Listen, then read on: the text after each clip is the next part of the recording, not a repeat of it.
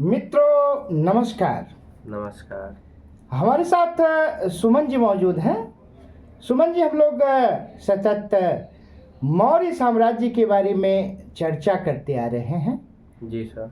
इसी कड़ी में आज हम लोग मौर्य वास्तुकला के बारे में कुछ जानेंगे। जी सर। खास करके सम्राट अशोक के द्वारा कुछ स्तूपों की रचना की गई है। जी सर। जी सर। जैसे कि पहला स्तूप है सांची का स्तूप। सांची का स्तूप। जी सर। दूसरा सारनाथ का स्तूप। जी सर। जी सर। तो सांची के स्तूप के बारे में आप कुछ बताएं। जी सर मौर्य साम्राज्य के ये जो अशोक द्वारा निर्मित सांची का स्तूप है, ये लगभग 3वीं शताब्दी ईसा पूर्व में बना था। ये सबसे बड़ा स्तूप है। भारत का सबसे बड़ा बौद्ध स्तूप है।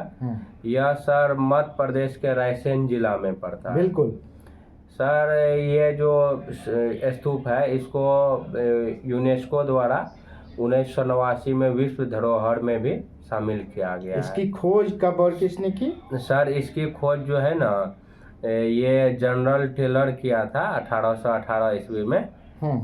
ये शुंग और सातवाहन वंश के द्वारा भी इसमें कुछ जोड़ा गया था, विस्तार किया गया। जी सर। अपनी सुंदर नक्काशी और 4 तोरण द्वार के लिए यह स्तूप जाना जाता है। जी सर। एक खास बात यह है कि सम्राट अशोक की एक पत्नी थी। जी सर। जिसका नाम क्या था? देवी रानी। जो कि बगल में एक विदिशा शहर है, वहीं की रहने वाली थी। जी तो सर। उस स्तूप से उसका क्या था, लगाव था। उन्हीं की पुत्री और पुत्र थे महेंद्र और संघमित्रा। जब सम्राट अशोक उज्जैन के राज्यपाल थे, तब उन्होंने वहां पर देवी से विवाह किया था, जिसमें कि ये इसे श्रीलंका भी भेजा गया था महेंद्र लोग को। चलिए, तो यह सांची स्तूप हुआ। अब सारनाथ स्तूप के बारे में कुछ बताएं। जी सर। सारनाथ जो है यूपी के वाराणसी में है, के पास ही स्थित है सर। यह बुद्ध स्मारक है, जहां भगवान बुद्ध ने ज्ञान प्राप्ति के बाद अपने 5 शिष्य को सबसे पहले जो उपदेश दिया था, धर्मचक्र प्रवर्तन। उपदेश को कहा जाता है धर्मचक्र प्रवर्तन। जी सर।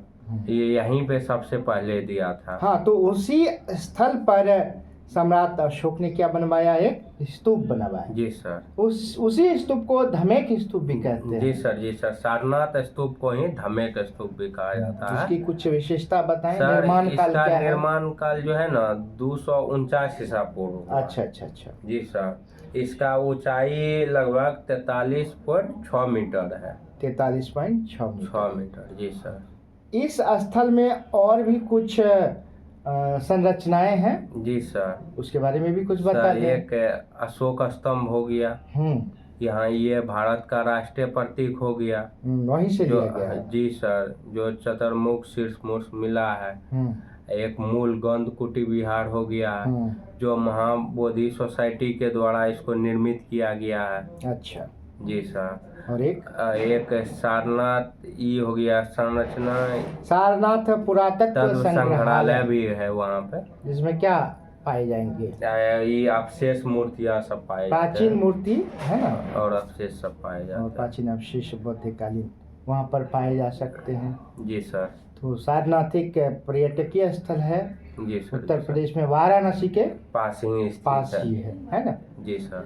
तो सुमन ने आज सांची स्तूप, सारनाथ स्तूप और अशोक स्तंभ के बारे में।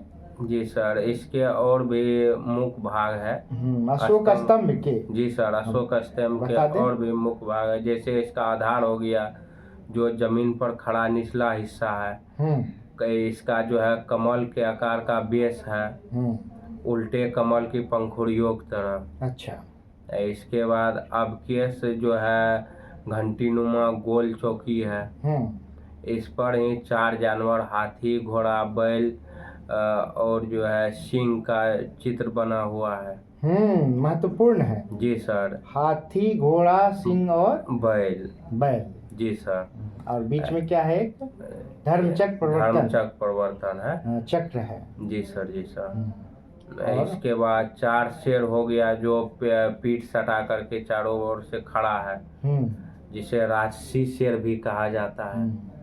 इसके बाद धर्मचक्र, सबसे ऊपर एक बड़ा धर्मचक्र स्थापित था, जो अब नहीं है, वो हट गया है सर, टूट फूट गया है। जी सर, जी सर। और 4 शेर में एक दूसरे से पीठ सटा कर है, उसमें भी शायद एक शेर खंडित हो गया है, जी सर। तो यही क्या है, यही से भारत का राष्ट्रीय प्रतीक लिया गया है। चलिए, सुमन का बहुत बहुत धन्यवाद। अगले वीडियो में फिर से कुछ चर्चा कर लेंगे, है ना? चलिए, शुक्रिया।